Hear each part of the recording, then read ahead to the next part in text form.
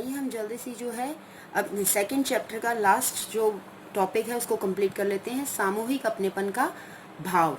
ठीक है, तो जब यहाँ पर जो है इतनी ज़्यादा क्या हो रहा था, इतनी सारी चीज़ें जो है आंदोलन के लिए की जा रही थी, तो उस समय जो है ये मन में प्रश्न उठता है कि ऐसे में जो है किस प्रकार से इतने अलग अलग लोग जो थे, जो इतने अलग अलग, कहीं किसान हैं, कहीं व्यापारी हैं, कहीं पर जो है दलित हैं, तो इस तरीके से जो सारे लोग थे वो किस प्रकार से जो है एक साथ जुड़े हुए थे इस स्वतंत्रता संग्राम के लिए, वो सब एक जैसे एक साथ कैसे आगे थे।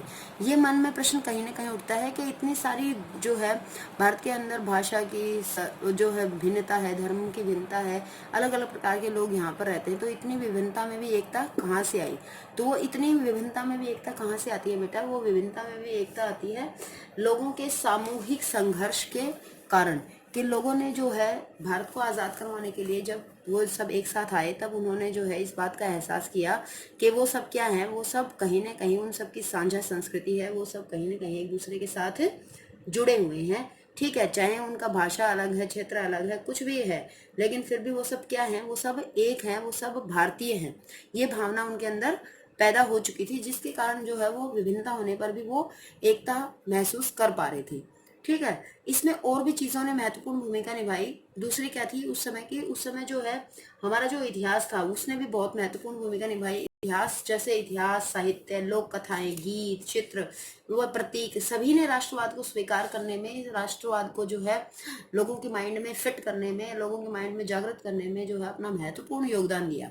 ठीक है, लोग जो है गीत, लोकगीत, कथाएं, इन सब से बहुत ज्यादा प्रभावित होते हैं और इन सबको से जो है वो डायरेक्ट रूप से अपने आप को जो है कहीं ना कहीं भारतीय होने के सत्य से जोड़ पा रहे थे।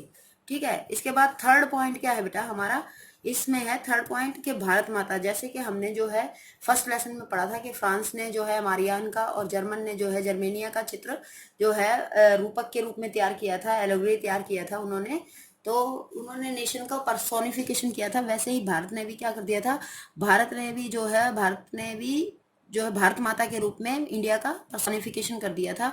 भारत को जो है एक स्त्री के रूप में दिखाया। इसका काम ये सबसे पहले किसने किया बेटा, बंकिम चंद्र चट्टोपाध्याय जी ने जो है सबसे पहले 1870 में क्या किया था कि 1870 में जो है एक तस्वीर बनाई थी, जिसको क्या कहते हैं, जिसको भारत माता का नाम दिया गया था। ठीक है, उसके बाद तो और भी बहुत सारे लोगों ने जो है भारत माता की तस्वीर बनाई, रविंद्रनाथ टैगोर ने बनाई। ठीक है, इसके अलावा एक और बहुत महत्वपूर्ण काम किया था बंकिम चंद्र चट्टोपाध्याय जी ने। इन्होंने जो है वंदे मातरम नामक स्तुति गीत, जो भारत माता के लिए, मातृभूमि के लिए तैयार किया गया था, वंदे मातरम नामक स्तुति गीत भी इन्होंने रचा था, इन्होंने बनाया था 1870 में। ठीक है, इसके बाद क्या होता है बेटे कि भारतीय जो, इसको बाद में क्या मान लिया गया था, वंदे मातरम को हम आज क्या मानते हैं, हमारा राष्ट्रीय गीत मानते हैं। बाद में बंकिम चंद्र जी ने ही इसे अपने द्वारा लिखे गए उपन्यास आनंद मठ में शामिल कर दिया था। ठीक है, और इसके बाद चौथी बात क्या आई जो इस राष्ट्रवाद की भावना को और ज्यादा प्रोत्साहित करने वाली थी, वो थी भारतीय लोक कथाओं को पुनर्जीवित करना। कि बहुत सारे ऐसे लोग थे जो निरक्षर थे, पढ़े लिखे थे, परंतु उनके अंदर भी जो है किस प्रकार से धीरे धीरे जो है राष्ट्रवाद की भावना अपना जो है महत्वपूर्ण स्थान बना पा रही थी, वो जो है इन लोक कथाओं के कारण। कि बहुत सारे जो है राष्ट्रवादियों ने ये महसूस किया कि बहुत सारे चारण और भाट ऐसे होते थे जो बहुत ही बढ़िया जो लोक कथाएं सुनाते थे, जिससे जन लोगों के बीच में क्या राष्ट्रवाद की भावना पैदा होती थी। तो इन सब चीजों को दोबारा से जो है खुद ये जो बड़े बड़े हमारे इतिहासकार हुआ करते थे, रविंद्रनाथ टैगोर बहुत सारे ऐसे थे जिन्होंने इन चीजों को महत्व दिया।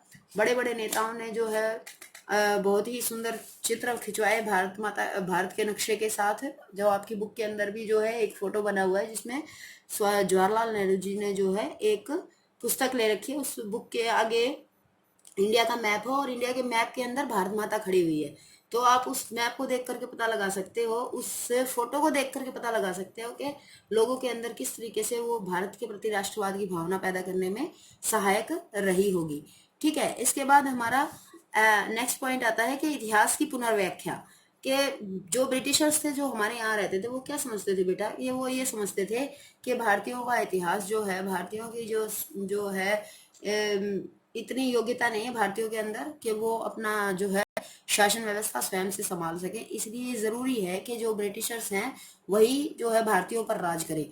तो इस बात को प्रूव करने के लिए जो है हमारे भारतीयों ने बहुत ही ज्यादा प्रयास किया। इतिहास में जो है इस प्रकार के अनेक हमारे द्वारा किए गए ऐसे बड़े बड़े काम हैं जिनसे ये पता लगता है कि भारत ने जो है महान उपलब्धियां हासिल की हैं अपने अतीत में। तो उन सब चीजों को, अपने गौरवमयी प्राचीन युग के बारे में जो है इतिहासकारों ने लिखना शुरू किया, लोगों का ध्यान इस तरफ आकर्षित किया।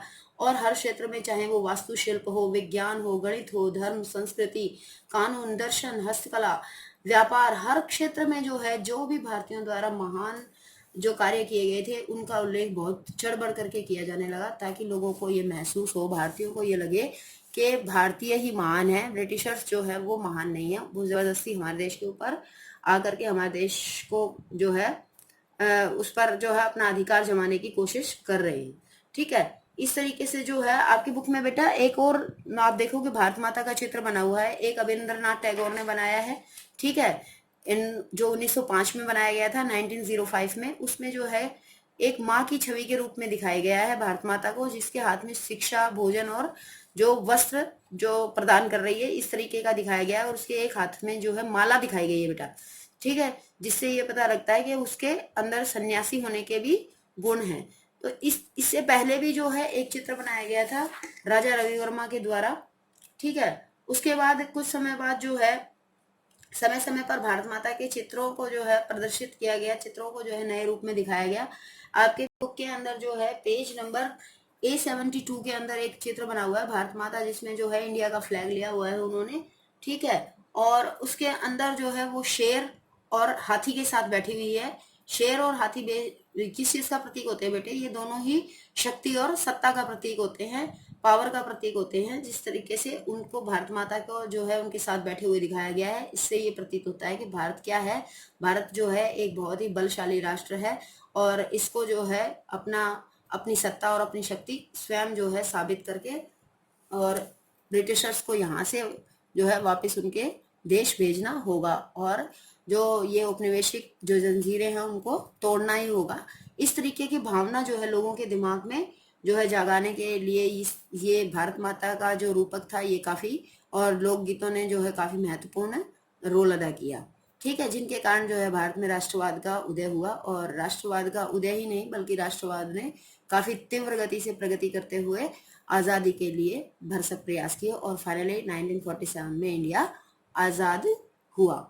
ठीक है, आई थिंक ये लेसन आपको समझ में आ गया होगा। ये टॉपिक बहुत ही छोटा सा है, लेकिन आप जो है इसके बाद अपना पूरा इस टॉपिक को कंटिन्यूअसली सारे पार्ट्स को सुनेंगे, ताकि आपका कहीं पर भी कोई पार्ट मिस न हो और आप जो है पूरी स्टोरी को कोरिलेट करते हुए समझ सकें कि भारतीय इतिहास जो है उसमें भारत में राष्ट्रवाद जो है किस प्रकार से स्टार्ट होता है, किस प्रकार से जो है वो चलता है। ठीक है, फर्स्ट वर्ल्ड वॉर से 1914 से लेकर के उसके कॉन्सिक्वेंसेस से लेकर के लास्ट में जो है हमारा लेसन जो खत्म होता है वो सविनय अवज्ञा आंदोलन की जो है किस प्रकार से सीमाएं थी, और उसके बाद जो है पूना पैक्ट के बारे में बताया गया है। सारा जो है इस सब को कंक्लूड करते हुए लेसन के अंत में ये बताया गया है कि बहुत सारे ऐसे प्रतीकों के साथ जो है भारत में राष्ट्रवाद को जागृत करने की कोशिश की गई, जिससे कि भारत के जो आम से आम, जो साधारण से साधारण लोग भी जो है वो इस मूवमेंट के साथ जो है भारत में राष्ट्रवाद के साथ जो है उनकी भावना उदय हो सके और वो इन मूवमेंट्स में जो है पार्टिसिपेट कर सके और भारत को जल्दी से जल्दी आजाद करने में अपनी महत्वपूर्ण भूमिका निभा सके। ठीक है, आई थिंक ये आपको अच्छे से समझ में आ गया होगा स्टूडेंट्स। ठीक है, okay, bye, thank you all of you.